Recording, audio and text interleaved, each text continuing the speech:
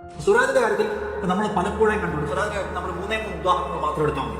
ഒന്ന്, ബാബരി മസ്ജിദ് തകർക്കപ്പെട്ട കേസിനകത്ത് വിധി പുറത്തു വന്നപ്പോൾ നിഷ്കളങ്കരെ ഈ കാലത്ത് ഇന്ത്യയിൽ നിങ്ങൾ ഇതല്ലാതെ മറ്റൊരു വിധി പ്രതീക്ഷിച്ചു എന്ന് ചോദിക്കാൻ കഴിയും വിധത്തിൽ രാഷ്ട്രീയമായ തെളിച്ചമുള്ള ആളാണ്. അത് കമ്മ്യൂണിസ്റ്റ് തെളിച്ചമാണ്. അതാണ്, അത് വ്യക്തിപരമായ മാത്രമല്ല, താൻ നിൽക്കുന്ന പാർട്ടിയും തന്റെ പ്രത്യേക ശാസ്ത്രവും എന്താണ് എന്ന കാര്യത്തിൽ അയാൾക്ക് കൃത്യം ക്ലാരിറ്റി ഉണ്ട്. അതിനകത്ത് ഒരു വ്യതിചലനമില്ല. അതുകൊണ്ടാണ് അത് പറയാൻ പറ്റുന്നത്. ഇന്ത്യയും പാകിസ്ഥാനും തമ്മിൽ ഒരു വലിയ സംഘർഷം ഉണ്ടാകുന്ന സാഹചര്യം ഉണ്ടായി പഹൽഗാമിന് മുമ്പ്, നമുക്കറിയാം. പക്ഷേ യുദ്ധം, രണ്ട് ശക്തികൾ തമ്മിലുള്ള യുദ്ധം ഉണ്ടാകുന്ന ഘട്ടത്തിൽ യുദ്ധം ആത്യന്തികമായി വിനാശമാണ് കൊണ്ടുവരിക. അവനവന്റെ മുറ്റത്ത് വരുമ്പോഴല്ലാതെ യുദ്ധത്തിന്റെ കെടുതി നിങ്ങൾ അനുഭവിക്കില്ല എന്ന് പറയാൻ ധൈര്യം കാണിച്ച ഒരാൾ. ഇവിടുത്തെ ഞങ്ങൾ ലെഫ്റ്റാണെന്ന് അവകാശപ്പെടുന്ന മുൻനിര മാധ്യമങ്ങൾ പോലും വലിയ മുൻകാലം മുടക്കിക്കൊണ്ടിരുന്ന സമയത്ത് എല്ലാം തീർക്ക്, സമ്പൂർണ്ണ യുദ്ധത്തിലേക്ക് പോകട്ടെ, എല്ലാം നശിക്കട്ടെ, വിമാനത്താവളങ്ങൾ പ്രതിരോധം എന്ന മട്ടിലൊക്കെ അങ്ങേയറ്റം വലിയ മോങ്കറിങ് നടത്തിക്കൊണ്ടിരുന്ന കാലത്ത് യുദ്ധം കുഴപ്പമാണ്.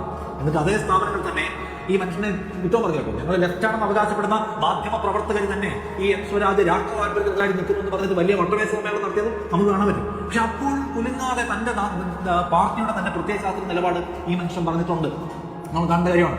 ഈ പലസ്തീൻ വിഷയത്തിൽ, ഗസ വിഷയത്തിൽ എടുക്കേണ്ട നിലപാട് എന്താണ്? ഒക്ടോബർ 7 അറ്റാക്ക് അല്ലേ സകല ദുരന്തങ്ങൾക്കും കാരണമെന്ന മറ്റുള്ള ഇടതുപക്ഷ പ്രൊഫൈലുകൾ പോലും വർത്തമാനം പറഞ്ഞുകൊടുക്കുന്ന സമയത്ത്, അല്ലെങ്കിൽ എന്താണ് നിലപാട് എടുക്കേണ്ടെന്ന ആശയക്കുഴപ്പത്തിൽ പല ഇടതുപക്ഷ പ്രൊഫൈലുകളും മൗനം അവലംബിച്ച സമയത്ത്, അല്ലെങ്കിൽ ചുണ്ടങ്ങ കൊടുത്ത് വണ്ണനങ്ങാക്കിയാണ് ഗസയിലെ മനുഷ്യർ ചെയ്യുന്നത്, ഹമാസ് ചെയ്യുന്നത് എന്ന് ഇടതുപക്ഷ സൈദ്ധാന്തിക മേനി നടിക്കുന്ന ആളുകൾ പറഞ്ഞ സമയത്ത്, ഇനി ഹമാസ് എന്തു തന്നെ ചെയ്തിട്ടുണ്ടെങ്കിലും നീതിയും ന്യായവും അവരുടെ കൂടെയാണ് എന്ന് പറഞ്ഞുകൊണ്ട് ഇന്ത്യൻ കമ്മ്യൂണിസ്റ്റ് പ്രസ്ഥാനങ്ങളുടെ നിതാന്തമായ അതിന്റെ രാഷ്ട്രീയ ചരിത്രത്തെ എടുക്കുന്നതിൽ വെച്ച് വർത്താനം പറഞ്ഞ ആൾ. അങ്ങനെ വർത്താനം പറയാൻ കഴിയുന്ന ആളുകൾ ആ പാർട്ടിയിൽ തന്നെ ഇല്ലാതാകുന്ന കാലമാണ്. അങ്ങനെ വർത്താനം പറയുന്ന ഒരാളും ഇപ്പുറത്തില്ലാത്ത കാലമാണ്. അപ്പൊ ഈ വർത്താനം ഒരിക്കലും ആർക്കും പറയാൻ കഴിയില്ല, ഷാഫിക്ക് പറയാൻ കഴിയില്ല. അയാളുടെ ഏരിയ, അയാളുടെ രാഷ്ട്രീയ പ്രവർത്തന ശൈലി ഏരിയ എന്നല്ല. അവിടെ സ്വരാജിനെയും ഷാഫിയും തമ്മിൽ കമ്പയർ ചെയ്ത പ്രശ്നമുണ്ട്. ഇന്ത്യയിൽ കേരളം ഒരു ബദൽ രാഷ്ട്രീയ ഭൂമികയാണ്. ആ ബദൽ രാഷ്ട്രീയ ഭൂമികയായി കേരളത്തെ നിലനിർത്തുന്നതിൽ ഇടതുപക്ഷ പ്രസ്ഥാനങ്ങൾക്ക് വലിയ പങ്കുണ്ട്. ഇടതുപക്ഷ ആശയങ്ങളുടെ വേരോട്ടങ്ങളിൽ കൂടിയാണ് കേരളം ബദൽ രാഷ്ട്രീയ ഭൂമികയായി നിൽക്കുന്നത്. ആ ഇടതുപക്ഷത്തിന് രാഷ്ട്രീയമായി തെളിച്ചു നൽകാൻ കഴിയുന്ന വിധത്തിൽ ഭാവിയുടെ പ്രതീക്ഷയാണ് സ്വരാജ് എന്ന കാര്യത്തിൽ തർക്കമില്ല.